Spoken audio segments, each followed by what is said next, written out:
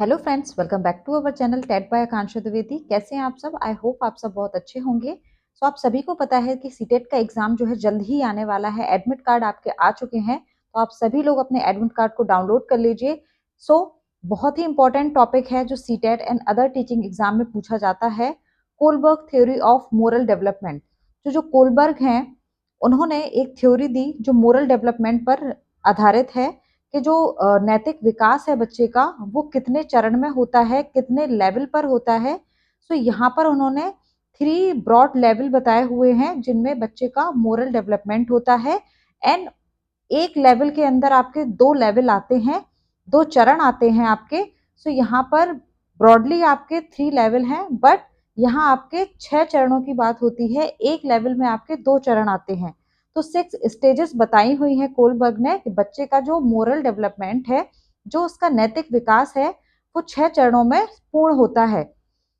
अब एक बहुत ही इंटरेस्टेड यहाँ पर एक कहानी है, एक स्टोरी है जो कोलबर्ग ने बताई हुई है। उन्होंने हिंस, जो एक व्यक्ति होता है, उसकी वाइफ को कैंसर हो जाता है और उसकी वाइफ जो है वो हॉस्पिटल में एडमिट होती है। अब एक मेडिसिन है जो हिंस को लाने के लिए बोला जाता है और वो मेडिसिन लेने एक मेडिकल की शॉप पर जाता है। अब जो मेडिकल की शॉप पर जो मेडिसिन बेचने वाला होता है, उससे बोलता है कि मुझे ये मेडिसिन चाहिए। अब उस मेडिसिन का जो प्राइस है, जो उसे अपनी वाइफ के लिए लेनी है, उसका प्राइस बहुत ज्यादा है। अब वो उस मेडिसिन को कैसे लेगा, क्योंकि हिंस के पास पैसे भी नहीं है, बट उसे अपनी वाइफ को भी बचाना है। तो यहाँ पर हिंस कैसे उस मेडिसिन को परचेज करेगा, क्योंकि हिंस के पास पैसे भी नहीं है और उसको मेडिसिन भी परचेज करनी है, नहीं तो उसकी वाइफ मर जाएगी।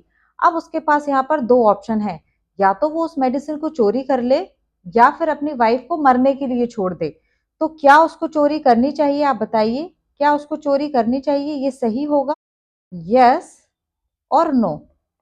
क्या उसको चोरी कर लेनी चाहिए? आपके अकॉर्डिंग इसका आंसर क्या होगा? क्या हिंस को अपनी वाइफ को बचाने के लिए चोरी करनी चाहिए? यस और नो? मेडिसिन बेचने वाला है, वो प्राइस भी कम नहीं कर रहा है एंड वो फ्री में भी उसको मेडिसिन नहीं देगा। तो उसके पास 2 ऑप्शन बचते हैं, या तो वो उस मेडिसिन को चोरी कर ले या फिर वो अपनी वाइफ को मरने के लिए छोड़ दे। अगर वो मेडिसिन चोरी करता है तो उसको जेल हो जाएगी, क्योंकि उसने एक अपराध किया है, उसने चोरी की है और ये सोशल नॉर्म्स के खिलाफ है, तो उसको जेल हो जाएगी। और अगर वो चोरी नहीं करेगा तो उसकी वाइफ को क्या हो जाएगा? कैंसर से उसकी वाइफ पीड़ित है और वो कैंसर से मर जाएगी। सो क्या करेगा हिंस इस सिचुएशन में? आप अपना आंसर बताइए, यस और नो, उसको चोरी करनी चाहिए या नहीं करनी चाहिए।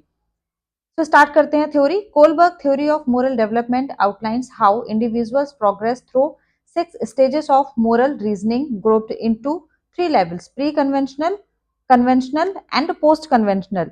प्री कन्वेंशनल को हिंदी में कहते हैं पूर्व परंपरागत स्तर, कन्वेंशनल को बोलते हैं परंपरागत स्तर एंड पोस्ट कन्वेंशनल को कहते हैं उत्तर परंपरागत स्तर। ठीक है। At each level, people make moral decisions based on different factors such as avoiding punishment, following laws, or following universal ethical principles. This theory shows how moral understanding evolves with age and experience। कि जो moral understanding है वो age पर भी depend करती है and वो आपकी experience पर भी depend करती है। So stages देख लेते हैं। तो आपका जो पहला चरण है, लेवल है आपके 3। प्री कन्वेंशनल में आपका जो फर्स्ट स्टेप है, फर्स्ट आपके जो स्टेज है वो है अवॉइडिंग पनिशमेंट। सेकंड स्टेज है आपकी सेल्फ इंटरेस्ट। थर्ड स्टेज है आपकी, ये आपकी फर्स्ट पहला चरण है, ये आपका दूसरा चरण है सेल्फ इंटरेस्ट। तीसरा हो जाएगा आपका गुड बॉय और good girl attitude. Fourth one हो जाएगा आपका laws and order, morality. And fifth one हो जाएगा आपका यहाँ पर social contract. And sixth one जो कि आपका लास्ट है प्रिंसिपल।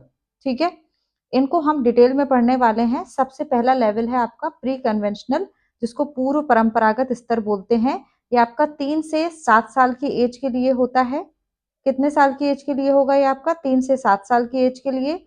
8 से 13 साल की एज में आपका कन्वेंशनल स्तर होगा। पोस्ट कन्वेंशनल होगा आपका adulthood. Pre conventional level childhood, इसमें आपका जो मेन फोकस है वो किस पर होगा? Decisions based primarily on self interest and avoiding punishment, punishment को अवॉइड करना, एंड सेल्फ इंटरेस्ट, ये आपका प्राइमरली यहाँ पर इस पर ही बेस्ड है, ये आपका pre conventional level. Stage one क्या कहती है? स्टेज वन आपकी बोलती है ओबीडियंस एंड पनिशमेंट ओरिएंटेशन। क्या मतलब है इसका? बच्चा जो है वो नियमों का पालन करता है ताकि उसे सजा ना मिले। यहाँ पे लिखा हुआ है ना अवॉइडिंग पनिशमेंट, पनिशमेंट को अवॉइड करने के लिए ही वो यहाँ पर जो भी नियम उसके लिए बनाए गए हैं उनको क्यों फॉलो कर रहा है? क्योंकि उसे सजा ना मिले, इसीलिए वो फॉलो करता है। क्या उसके मन में अब धारणा होती है कि अगर मैं कोई गलत काम करूंगा तो मैं पिटूंगा या मुझे पनिशमेंट मिलेगी, ठीक है। एक छोटा बच्चा जो होता है उसके मन में एक डर होता है कि अगर मैंने ये काम किया तो मुझे मार पड़ेगी या मुझे पनिशमेंट मिलेगी, ठीक है। सेकंड स्टेज है आपकी सेल्फ इंटरेस्ट ओरिएंटेशन। क्या मतलब है इसका? इसका मतलब है साधनिक उद्देश्य। तो बच्चा यहाँ पे अपने स्वार्थ या फायदे के लिए कार्य करता है, उसका खुद का कोई इंटरेस्ट होगा तभी वो आपका काम करेगा। जैसे आपने बच्चे से कहा कि मुझे एक पेन लाकर दे दो, ठीक है, तो वो बच्चा क्या करेगा कि अगर मैं पेन लाकर दूंगा तो मुझे क्या मिलेगा? आप उससे बोलेंगे आप मुझे पेन लाकर दे दो, मैं तुम्हें एक टॉफी दे दूंगी। वो फटाफट से आपका काम कर देगा। क्यों? क्योंकि उसे पता है कि अगर मैं यह करूंगा तो मुझे इनाम मिलेगा। तो बच्चा यहाँ पर पनिशमेंट के डर से नियम का पालन करेगा। एंड सेकंड, वो किसी भी काम को अगर कर रहा है तो वो क्यों कर रहा है? ताकि उसको क्या मिले? इनाम मिले। तो यहाँ पर दो चीजें आपके लिए इंपॉर्टेंट है, पनिशमेंट,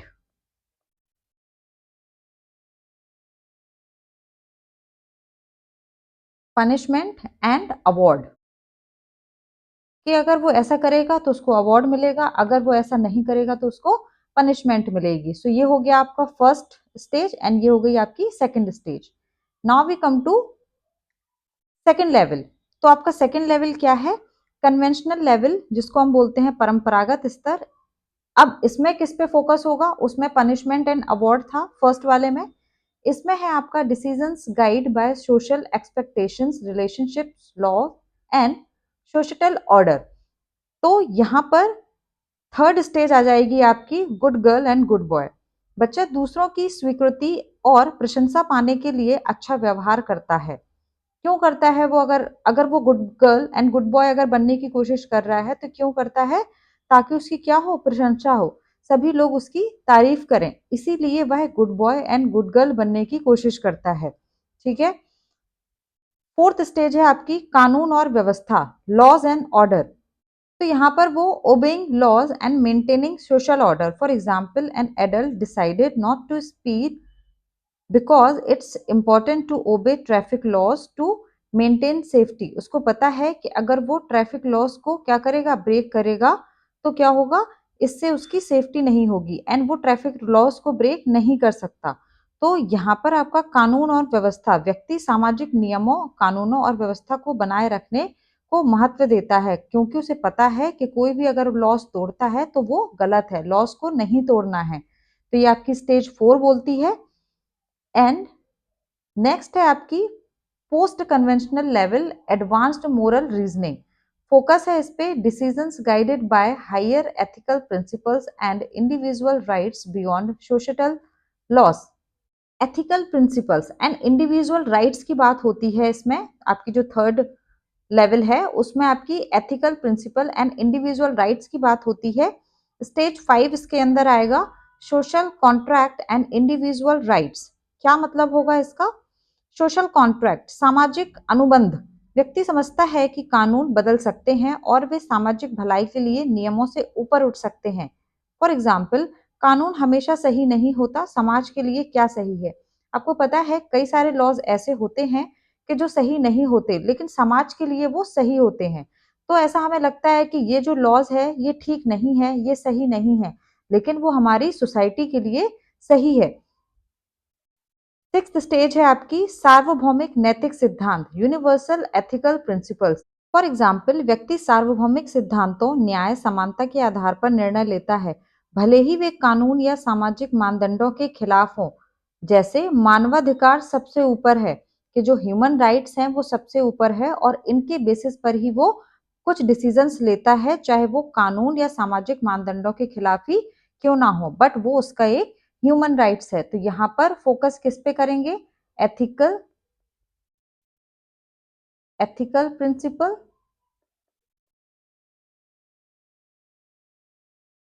एथिकल प्रिंसिपल्स के एथिक्स को फॉलो करना है, and social rights, individual rights.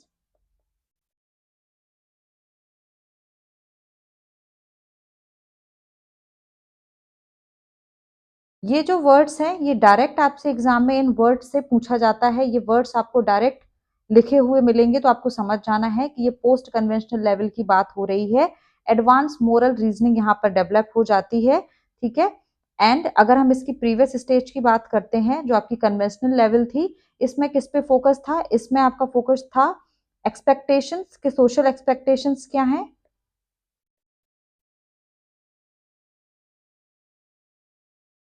Society क्या एक्सपेक्ट करती है? रिलेशनशिप,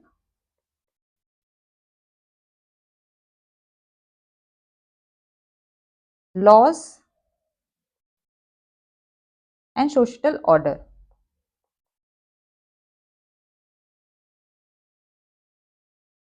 इन पर फोकस होगा, ठीक है। बच्चा सिर्फ इनके लिए ही क्या कर रहा है? लॉस को फॉलो कर रहा है, ठीक है। First we already discussed. तो फ्रेंड्स, ये थी हमारी आज की क्लास। अगर आपका आज की क्लास में कोई भी डाउट है, आपकी कोई भी क्वेरी है, तो कमेंट बॉक्स में आप अपनी क्वेरी मुझे लिख सकते हैं। एंड वीडियो अगर अच्छी लगी हो फ्रेंड्स, तो वीडियो को लाइक एंड शेयर जरूर करिएगा।